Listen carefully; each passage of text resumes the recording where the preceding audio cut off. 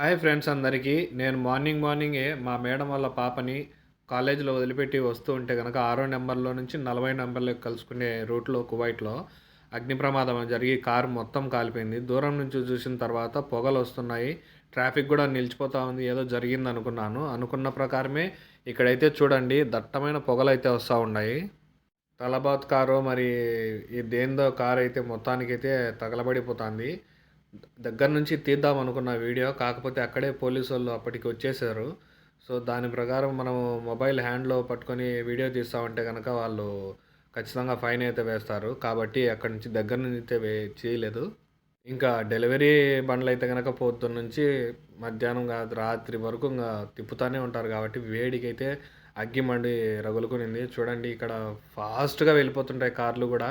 ఇదొచ్చేసి సైడొచ్చేసి 5 లైన్లున్నాది. ఇది 3 లైన్లున్నాది. కువైట్‌లో house driver చేసే ప్రతి ఒక్క డ్రైవర్ అన్నోళ్ళు చాలా జాగ్రత్తగా చేసుకోండి పని.